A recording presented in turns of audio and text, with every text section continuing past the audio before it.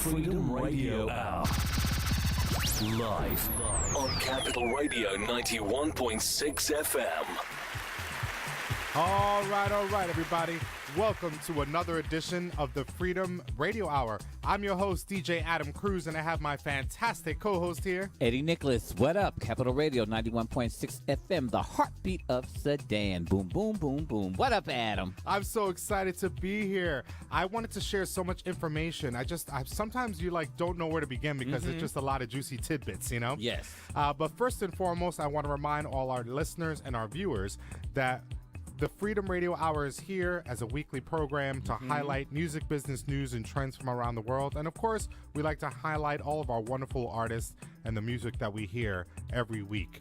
Tonight's episode featured just a wonderful array of artists. We have a new EP from Tracy Brathwaite. Hey, Tracy. Hey, Tracy. Honeycomb Congrats. Nation in full effect. Got to check out honeycombmusicstore.com for her.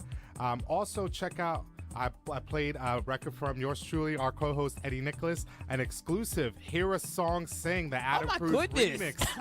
See? I purposely didn't tell him because I wanted him to be surprised, but I killed it on the show tonight, and I wanted people to get a flavor for your album that will be released in 2015. Do You Want to Dance 2015. Exactly. So I'm very excited about that coming together. And so, yeah, there's just a lot of other wonderful artists that are out there, and we're going to continue to highlight. And also, let's not forget our sister Dawn Tallman.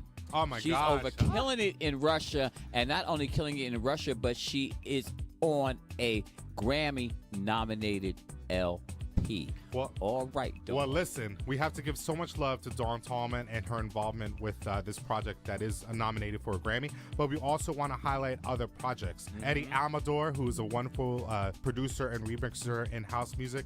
His famed song, House Music, he had a great song, House Music. It's a spiritual thing, a body thing, a soul thing. Well, he's been nominated for a remix this year. And so I'm really excited about that and more. There's just so much good news. And also don't forget about Wayne Williams and, is it Terry Hunter? Yes, Wayne Williams and Terry Hunter have been nominated for their Jennifer Hudson track that they put together. That was called Into Your World. We played that in one of our prior episodes. Dig back in the archive for that. You know what you do? You go to iTunes and search out Freedom Radio Hour, and you'll get not only the episode that you're hearing or viewing now, but you'll also get all of the great music that we share throughout and also the course YouTube. Of the evening. Also check out YouTube. Go to youtube.com/Freedom Radio Hour. Anyway, so I couldn't let the time go by without talking about some important music business news. Okay, so I want to give you a little information. Back in the day when piracy was started to get really inflamed with the digital music, there was Napster. You remember Napster? Yes. And people were able to get their music pretty easily for free. Now, Napster, they got rid of that. Weren't they sued or something? Yeah, they got sued, and the guy that was the head of it got sued, and it basically formed over, and it became like a Rhapsody, just another like an iTunes. It became a store in a sense.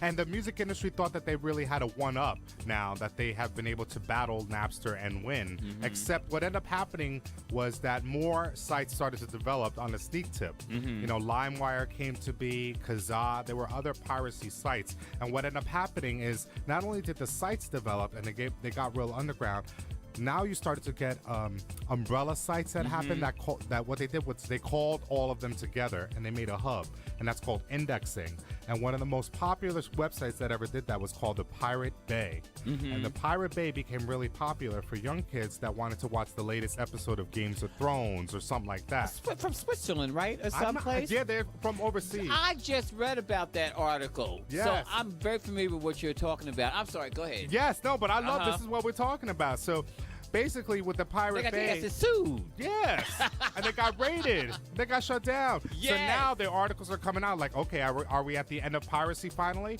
I don't think so. No, because I think piracy, like it's always been. I think it'll be here to stay. You know, but I do think though that it's changed. Do you remember in the previous episodes we were talking about how streaming services has created like a way in which you can get free listeners to then pay advertisement. Yeah, advertisement. So this is like Spotify and all of them are arguing that because they exist, piracy has been marginalized because it's so easy now to get music for free. If you go on YouTube or if you subscribe to Spotify, even for free, that eventually they'll get you to buy into it, you know? And so these guys are saying, these outfits like Spotify and them are saying, look what we've done in the name of piracy. We fought piracy in a different way than we used to. The recording industry used to sue like crazy, and that really only went so far. Remember when they got to sue people, individuals? Oh, yes. Somebody was like $40,000 or something like that. Yeah, and then, they were like trying to make different claims to individual citizens, and it got real crazy. And it just made me feel like we were barking up the wrong tree. I've always felt. And I remember that any of those companies winning any of those suits either. Well, I don't think it got very far because then it becomes real tenuous, the whole situation. But I do feel like the statement was made, which is we're watching and tracking you. And that's what this Pirate Bay was really into. The Pirate Bay was this indexing website, but it really was like a way in which you could track all this, you know? And so it got raided and shut down. But like I said earlier, I don't think that this is the end. But you know what? I don't know, like, if we go to like house music, the market that we're talking about, I'm unaware I don't know whether there's a lot of activity from our people on the Pirate Bay, but I don't know. I'm not on that website, But I do know this. There was another big website like that called BitTorrents, and now it's switched over too. It's becoming this like ability for artists to stream music first and to get exclusives, and it's become more like a MySpace or something, And again, what you saying that, from what I'm understanding is that they're taking these streaming bases and with the incorporation of advertisement, the advertisers pay because they want you to buy their product, but there's nothing wrong with having a little music surrounding your product. Right. And what they do is because just like think about when you watch regular television, you have to sit through the commercial in order to get to the program. Get to the, yes. Right? And then when you get to the program may be like 5 minutes, and then you're back to about 1,000 commercials. Exactly.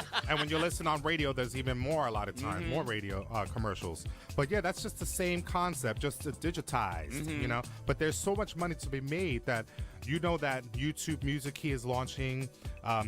Apple, because they bought Dr. Dre's Beats headphones, they made Beats Music, which is their own subscription service. But what they did was tap into their own iTunes people, and now they have millions of people that they can tap into for purchasing subscriptions. So they're launching in March. So there's money to be made in all this. And like I was saying last week when you were on assignment, I'm saying, Eddie, if he were here, he would say the aggregators. It's those big companies like Google and such that are making the lion's share of the money, But there is more opportunity for us. And I want to talk about some of the predictions that we can make, you and I, for 2015 in the music market when we return right here at the Freedom Radio Hour with my co-host Eddie Nicholas, Capital Radio 91.6 FM, the heartbeat of Sudan. Boom, boom, boom, boom. Freedom Radio Hour. Live on Capital Radio 91.6 FM. What up, good people? Eddie Nicholas here, Capital Radio 91.6 FM, the heartbeat of Sudan. I'm sitting here with my good cohort, Mr. Adam Cruz. And we're here at the Freedom Radio Hour giving you music, business, news, and trends from around the globe. I'm just so excited to give you this latest news because, we're trying to really piece the puzzles together. Yes. I get excited about trying to figure it out, So before we went back to the music, we were talking about the Pirate Bay, how they're an indexing site that called all of the piracy sites together, and it became very easy to view content, not just music, but movies and TV shows and such. Well, they got raided and shut down. So now articles are coming out talking about, does this spell the end of piracy? I don't think so. No, neither does Eddie. We feel like this is just another blip in the program, and piracy, like it's always been, will be here to stay. But it does kind of question some things. Some of the articles that I read about this raid really pointed out the following. The Pirate Bay and being in existence made a political statement, which was the end user wants their content free. They want it free and casually. But somebody got to pay for it.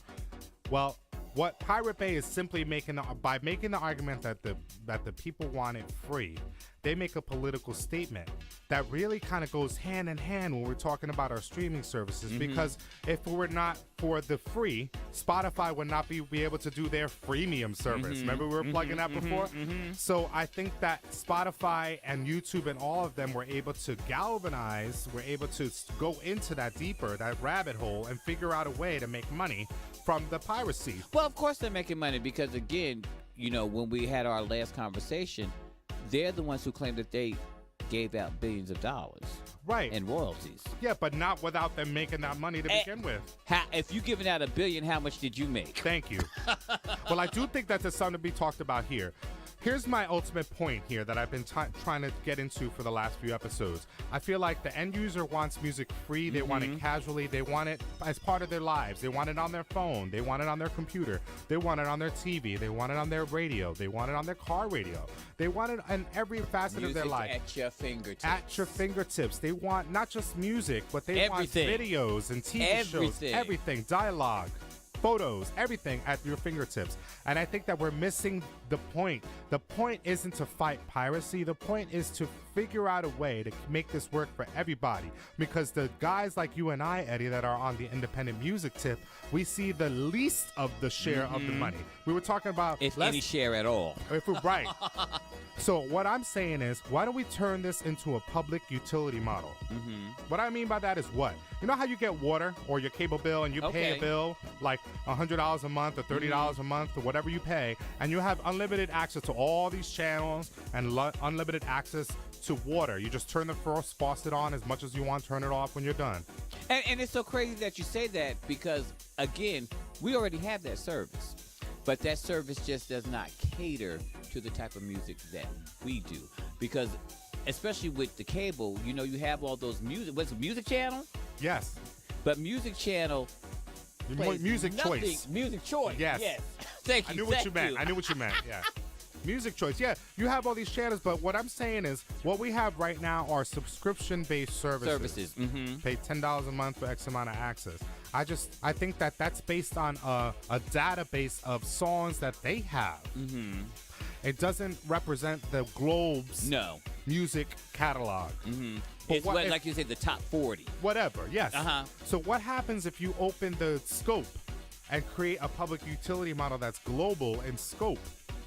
Now, when you turn your faucet on, not only can you get Britney Spears' new track or Miley Cyrus' new album, you can get Ukrainian pop, or you can get, like, in a real way, real discovery of the music, not just based on some tastemakers that you know are really guiding the algorithm. Because it's the tastemakers that are driving what we listen to. Exactly. They lobby in various forms to get us to listen to what we listen to. Some of their tastes are very questionable. And it's right, and it feels very aligned pockets. Yes. It feels like folks are getting their pockets lined lovely. And it's less and less about the music. Last week I was talking about how there's big data being used to create the next big hit, and how that algorithm or that data is being taken to the labels, and they're creating the same music because the math is saying the same thing. And the labels are sending that to the radio stations, which are doing nothing. And then we're finding that these radio stations are owned by many of the same companies. That's right. That are your multimedia conglomerate that you get your news source from, that you get your entertainment from, are all from the same places. It becomes really same, really repetitive, you know. So I think that was something that was really interesting to point out about the pirate bay situation. But we're gonna take a break and get back to this good music. But when we return, we want to tie up what we were talking about and give you a sneak peek of what to expect in the coming year. Yes, Chef, 2015. So hang in there with us, Capital Radio 91.6 FM. Freedom Radio Hour. What up, good people? Eddie Nicholas here. Welcome back to Capital Radio 91.6 FM. Here I am with my good buddy, Mr. Adam Cruz, and we're here bringing you the music, business news, and trends from around the globe here at the Freedom Radio Hour. Definitely check out freedomradiohour.com and post under everything we're posting. And leave a comment. We want to hear all your comments. What you have to say. We want to hear your opinion about all of this. So to kind of tie up what we're talking about, we discussed how feeling like the music should be free sort of kind of catapults this discussion about what to do about the music. We're seeing that the download sales are dwindling over time. Over the next 5 years, they're going to drop nearly 40%. We see that we're consuming music more than ever before, so the music business isn't dying per se. It's just totally morphed. So what we're saying is, why don't we consider changing this into a public utility model? Like you pay for your water, for your cable, you pay one fee, you turn it on, you get unlimited access, not just to a database based on some company's repertoire, but the global music's repertoire. Imagine getting like, you know, Scandinavian pop, or getting like jazz from, you know, Antarctica somewhere. It's just something that you would have never discovered before, but it would be part of this database, if you will, a real That central. you can tap into. Yes, but it opens the door to real discovery. So I think that would be cool to understand. But you know that others have been saying that that's a bad look because copyright owners say, I don't want to give up any ownership of my copyright, which in a sense you might have to do a little bit in order for me to make this work. Why? Because copyright owners want to be able to dictate their terms, their licensing fees and such, and they want to be able to okay that. They don't want, a blanket sort of license to be established for that. But I argue that happens already with radio. In order for your music to be heard on radio, you had to adhere to a blanket license. It's called a blanket license. And that's why ASCAP and BMI are able to filter their songs out. But I want to take this opportunity to really thank everybody for listening to the Freedom Radio Hour. It's been a wonderful time. We'll be back again next year. And we're going to talk about more of what happens here in the music industry. Here with my co-host, Eddie Nicholas. Definitely check out eddienicholas.com. Brand new record called One Time. And of course, 2015, we're going to look out for the Do You Want to Dance EP. Do you want to dance? I can't wait. And I played a little preview tonight. We Hear a Song, the Adam Cruz remix. Hope you guys enjoyed that. Of course, tune in to FreedomRadioHour.com and look us up on YouTube. And don't forget, my man Adam Cruz, his new LP out. Make mention of that, sir. Thank you. That's the Freedom LP. Freedom LP. I started the set tonight with Diamond Girls. It's a new single that'll be out on Friday. I'm so excited. So definitely check out FreedomRadioHour.com and your boy DJ AdamCruz.com for the latest. Peace, y'all. On my way.